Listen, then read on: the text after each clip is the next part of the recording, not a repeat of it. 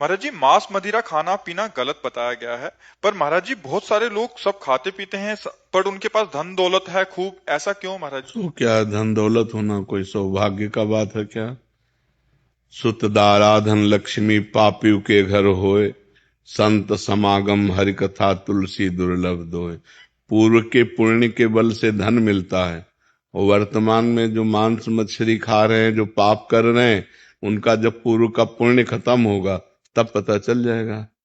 और विद्वान या विवेकवान बुद्धिमान परिणाम को देखता है, वर्तमान को नहीं देखता है, परिणाम को देखता है। मरोगे तो तुम्हारा शरीर जाएगा तुम्हारे साथ, बैंक बैलेंस जाएगा है, क्या जाएगा फिर?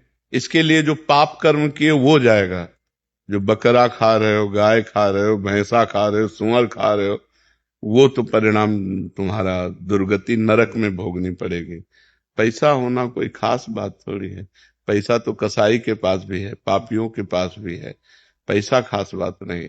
शांति, आनंद, परिणाम। बुद्धिमान वही भैया जो परिणाम को देखता है। परिणाम क्या?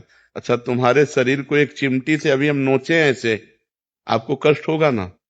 तो फिर क्या पशु पक्षियों को कष्ट नहीं होता? उनको जो भूंज के खाते हो, उनका जो मांस खाते हो, आप मान लो कह दो कि हम नहीं काटते हैं, लेकिन आप उसके हिस्सेदार तो हुए। अगर आप मांस खाना बंद कर दो तो काटना बंद कर देगा। आप खरीदते हैं तो आप हिस्सेदार हैं उसके। तीन को बराबर फल मिलता है: कर्ता, अनुमोदक और प्रेरक। प्रेरणा देने वाला और करने वाला, और उसकी सहायता करने वाला अनुमोदन। तो खाना अनुमोदन हुआ, आपको वही दंड मिलेगा। तो इसलिए धन होना कोई अच्छी बात थोड़ी है कि धन है तो अच्छी बात है। नहीं, धर्म है तो अच्छी बात है।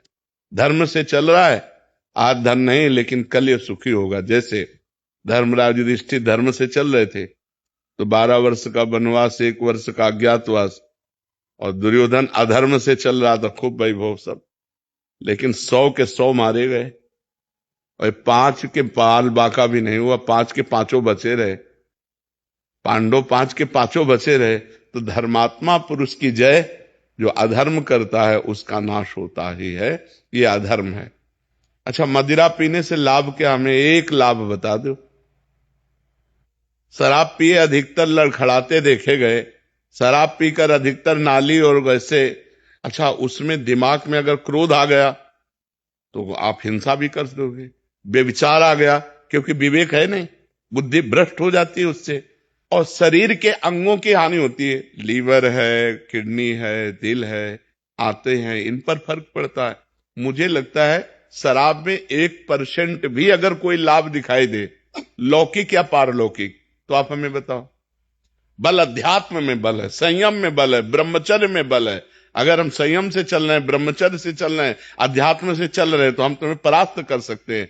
क्या दूसरे का मांस खा गए, दूसरे के शरीर को खा करके तुम अपने शरीर को तुम बहुत मोटा कर सकते हो, लेकिन आध्यात्म बलवान नहीं हो सकते। हमारे ब्रह्म ऋषि ऐसे ऐसे होते थे, हड्डी हड्डी होती थी, लेकिन पूरा राज्य कांपता था जिस राज्य में चले जाते थे। क्यों? अध्यात्म बल। तो हमें लगता है गंदी बातें मत करो।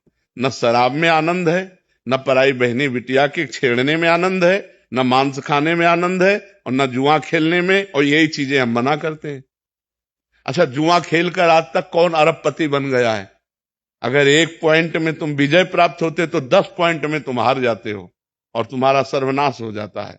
कोई हमें बताओ, मदिरा पी के, मांस खा के, बेविचार करके, कहीं भी आज बेविचार कर लिया, बच गए, लेकिन वो आदत तुम्हें ऐसी जगह फंसाएगी कि तुम्हारी बेइज्जती हो जाएगी।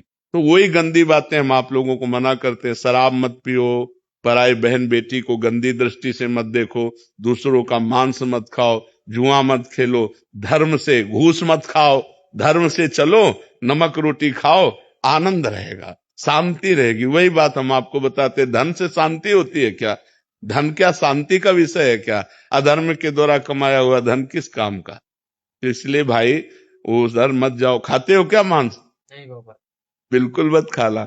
और जो हमारे पास आओ, हम प्रार्थना करते हैं कि छोड़ दो, शराब पीना छोड़ दो, मांस खाना छोड़, किसी जीव को दुख मत दो यार।